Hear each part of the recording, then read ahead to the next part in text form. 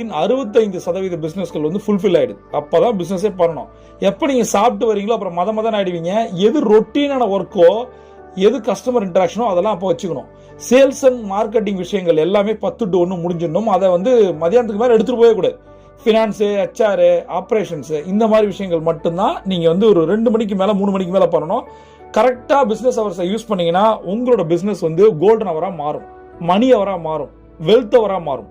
5வது பாயிண்ட் என்ன அப்படின்னா, எப்பயுமே நீங்க ஒரு ரூலை வந்து ஃபிக்ஸ் பண்ணீங்க. ஃபார் எக்ஸாம்பிள் 20-80 ரூல்னு இருக்கு. என்னன்னா 20% தான் நீங்க சம்பாதிக்கிறீங்க, வெளியில 80% இருக்கு. 80-20 ரூல்னா என்ன?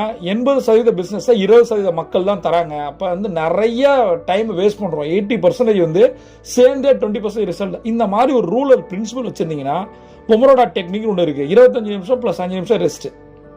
ஒரு நாளைக்கு 10 பொமரோடா பண்ணா நீங்க 100% சத்தியமா நீங்க லட்சாதிபதி கோடீஸ்வரன். அப்படி இருக்கும்போது நாம ஒரு ரூலை ஃபிக்ஸ் பண்றோம். 20-80, 80-20, பொமரோடா, இது 3 இது மாதிரி என்னென்ன ரூல்ஸ் அண்ட் பிரின்சிபல்ஸ் இருக்கோ அது எல்லாமே நீங்க ஸ்டிக் பண்ணணும்.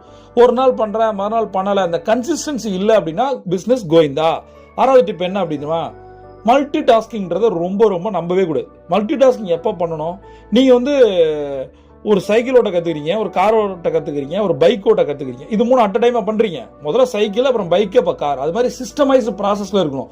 மல்டி டாஸ்கிங் பண்றதுக்கு உங்களுடைய முதல் பிசினஸ்ல ஓவரால் ப்ராஃபிட் 80% அதுல இருந்து டர்ன் ஓவர் ப்ராஃபிட் வரணும். அப்பதான் செகண்ட் பிசினஸ் போகணும்.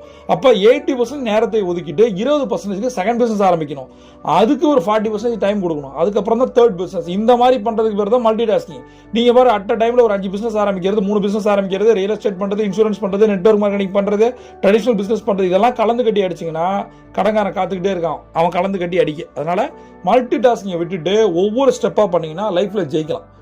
7வது பாயிண்ட் என்னன்னா, மிக முக்கியமா டைம் மேனேஜ்மெண்ட் பத்தி நான் சொல்றேன். ஒன்னு ஃபினான்ஸ் மேனேஜ்மெண்ட் ரொம்ப ரொம்ப முக்கியம். அடுத்தது வந்து பீப்புள் மேனேஜ்மெண்ட் முக்கியம். அதை விட டைம் மேனேஜ்மெண்ட் முக்கியம். இது எதுக்கு பெஸ்ட் அப்படின்னு கேட்டீங்கன்னா, ஒரு சூப்பர் டூல் இருக்கு. நான் ஆல்ரெடி சொன்னேன், பொமரோடா டெக்னிக். கீழே டிஸ்கிரிப்ஷன்ல லிங்க் கொடுத்துறேன்.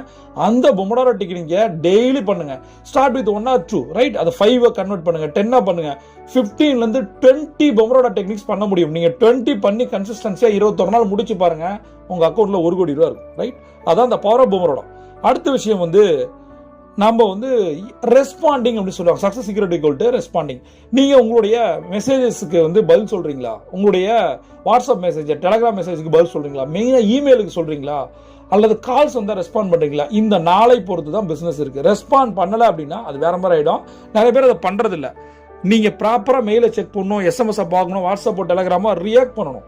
அவங்க என்ன நடக்குது அதுக்கு பதில உடனே சொல்லிடணும். நான் வந்து ரியாக்ஷன் டைம் அப்படின்னு சொல்லுவாங்க கிரிக்கெட்ல.